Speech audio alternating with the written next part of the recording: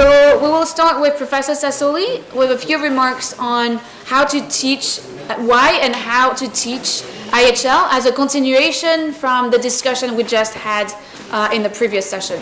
I have also worked in Anglo-Saxon universities. I would deconstruct the question, which is perhaps you don't have to teach, put up an IHL course. Perhaps it's better to integrate IHL. For instance, in Pakistan, I had an interesting experience to have a public international law course, interstate law, and they have another public international law course, the individual in international law, and then they have human rights law, humanitarian law, refugee law, and so on.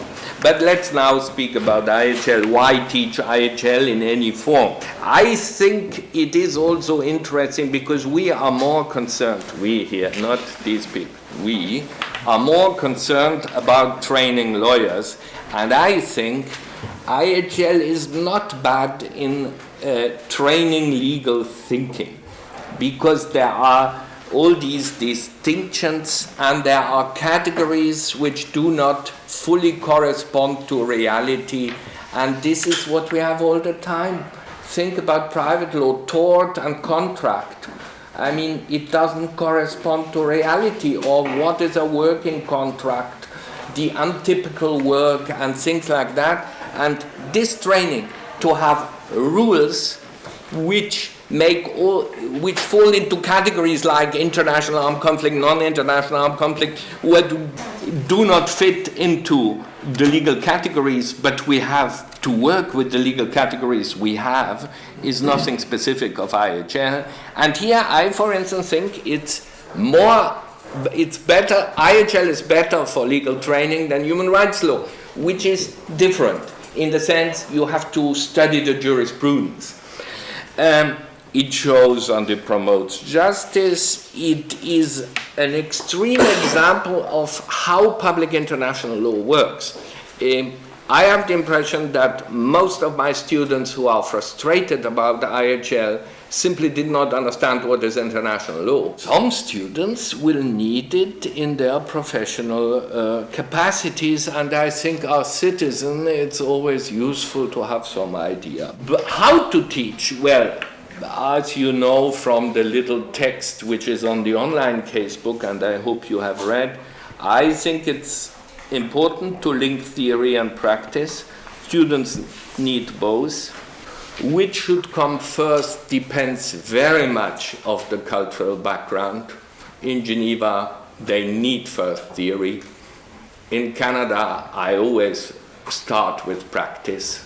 This is simply a question of culture. But there are good reasons to give practice an important weight. Didactic reasons, because it's easier to memorize rules and distinctions if it is not in theory, but if it is taking the former Yugoslavia or Syria or whatever, then you better remember it.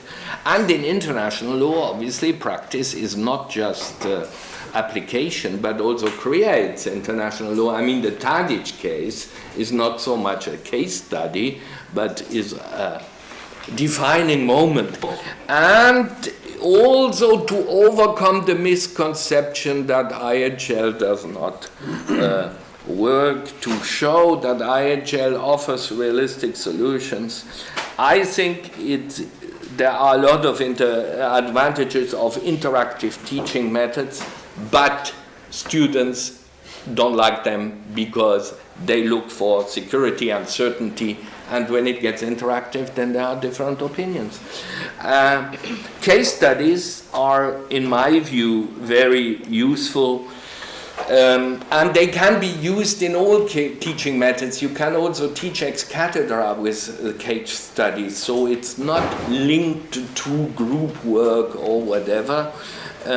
They develop critical thinking, and I think that's important, that what counts is not the solutions but good arguments. They accustom students to accept diverse opinions.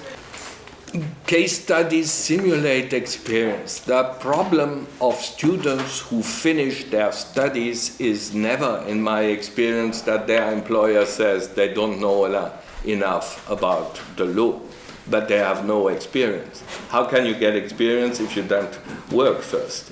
Well, dealing with case studies, I tell my students, in your job interview, you can say, look, I already classified the situation in Guantanamo and tried to find arguments in favor of the detainees in Guantanamo. I already dealt with prisoners of war in Eritrea and Ethiopia.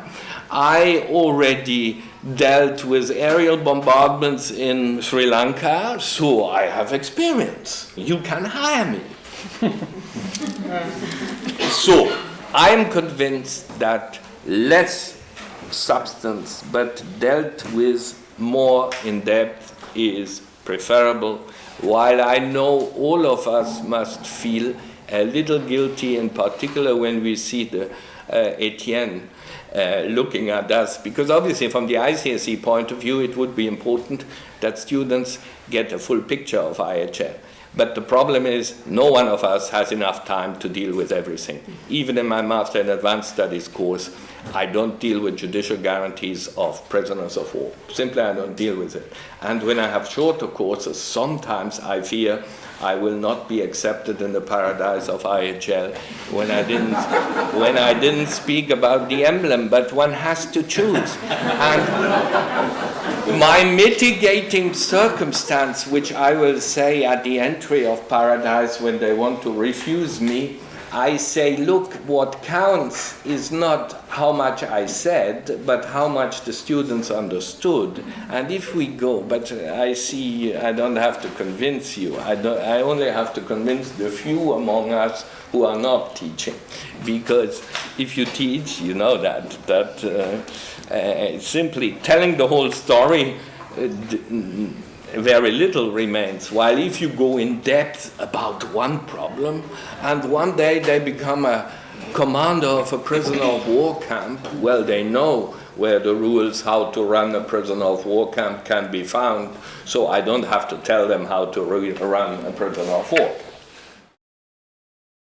Yeah, I guess, these all four teaching methodologies are great, and I think they are relevant to all the topics and courses. I wonder if there's something special that we can take for IHL courses especially. I don't think method-wise there are differences. On the wider, between IHL and human rights law, I think there are methodological differences. It is wrong in IHL to mainly study court decisions, while you can teach human rights law through court decisions.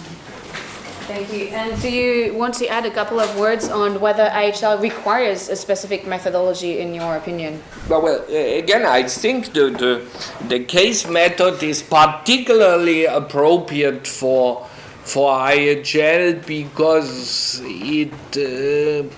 it happens in actual armed conflicts, and often there are no right answers and wrong answers. My question is about methodology, about e-learning particularly. In countries like mine, Brazil, we are a big country, it might be a solution. So I would like to hear from you which are the main challenges in creating and teaching using e-learning platforms. Because we already have some elements of answers to the first two questions, may I turn to you, Andrew, about the e-learning methodology? And I know that at the Graduate Institute, for instance, you use some e-learning platforms, including Moodle. If you have some elements on this. Actually, the Academy set up a project to see if we could run an e-learning degree in IHL. We spent quite a lot of money and time and energy. And I have to report to you that the obstacles are much greater than you might imagine. It's really very, very hard to get this going. The technology is quite expensive and difficult. I mean, it sounds obvious. You just sort of log in and get some documents. Why would you need, like high-tech stuff? But it seems, I'm not an expert, but it seems that it's, in order to get interactive FaceTime with the professor, which would be what is expected, And to get a certain amount of professors to spend that amount of time with each of the individuals, or even to do the group learning where you sort of have multiple, group in a Skype, it's quite complicated, especially if you've got people around the world where the bandwidth is not necessarily going to be so easy. So I would say it's a great idea, but my experience is it's much harder than it looks, and you've got to have, for it to work, I'm told, a serious number of professor hours with the student through the medium. So obviously a great idea, but to be approached with caution. And you might ask Camelia to maybe share one of the reports that we commissioned here to see what the results were. But it was a huge amount out of my budget at the time on this that we spent, and the sort of conclusion that came back, and from the sponsors as well, is we can't go down that route. On the other hand, I think there are electronic or sort of high-tech routes that we can go that are quite successful. So you've mentioned something that is used, which I'm sure many of you have had access to, which is called Moodle, which is a platform which many universities use.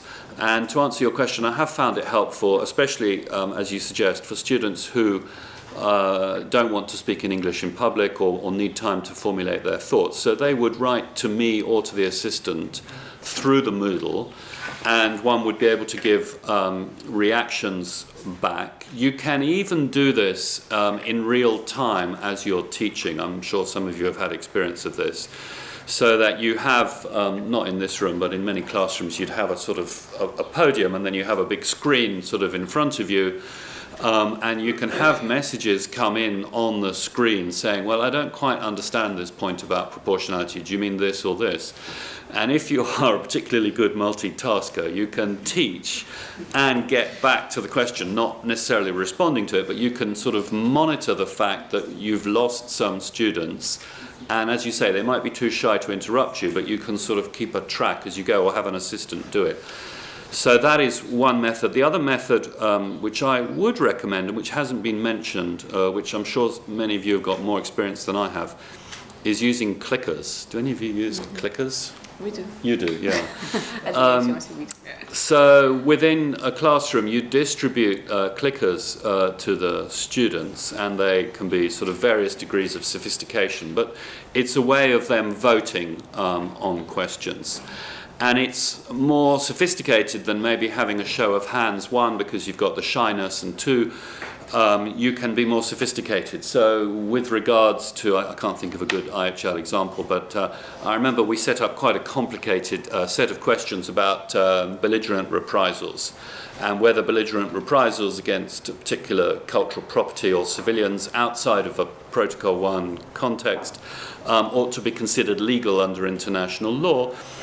And then, of course, you can have multiple responses. So instead of saying, who's in favour of reprisals, and half the hands go up, you can have, 4 options or 5 options. And so students are forced to choose, as opposed to just follow what everybody else does when they put their hand up. And then on the screen comes up the results of your survey. And it's actually, to use your expression, a bit of an aha moment, because I remember when we did it on, I think it was on reprisals, that most of the class had voted in a way which certainly I and the assistant had not expected. And the people who had voted the other way, the minority, were totally shocked that the majority of the class had come down in that direction. And because it was anonymous, and because they had the question written down in front of them, and they had, you give them 2 or 3 minutes to decide how to press the button. It's not quite the same as asking for a show of hands. You get a much more sophisticated answer.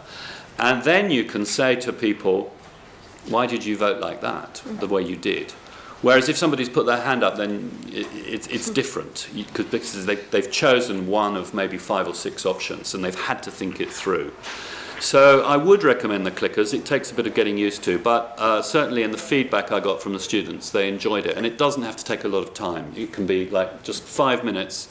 And sometimes I would warn them. I would say at the end of class, as you say, as they're going out, you want them to be thinking, next time there are going to be these 5 questions, and you're going to have to choose.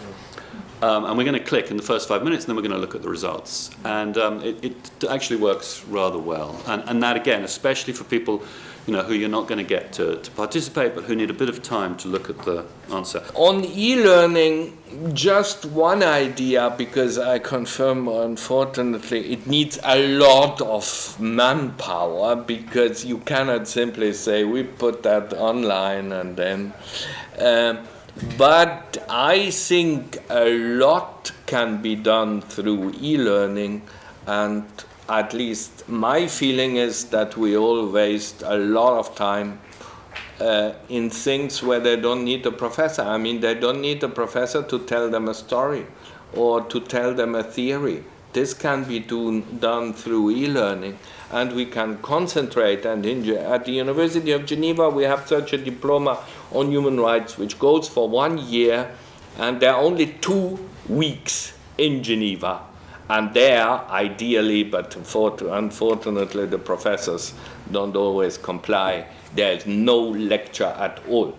But the pure interaction, because this is very difficult to make. I'd like to turn to both Marco and Olivier and bring back the question that was asked in the previous session on, if I'm remembering correctly, on how to ensure that the teaching is really linked to practice, as really what are the means to have a really practice-oriented teaching methodology. And I have to say, this is something that we really promote at the ICRC. This is why we have so many tools as well that are based on case studies. And I think both Marco and Olivier, you have some good recommendations maybe to share with us on including practice and concrete examples. Sorry, I'm as boring as a priest. My solution is always cases out of the online cases. But obviously, now that there are so many, there's a question of which ones to choose. There are some which are more harmless, and some are really battle issues. But yes, I'm convinced that one has to make the link with practice, but also the other way around. I mean, I think one also has to link practice to theory, to explain students that this is not only a case of this lady who unfortunately and so on, but behind it there are, and I fully agree with Andrew, there are fundamental questions of international law, how it works today, and that somehow in international investment protection law there are very similar problems.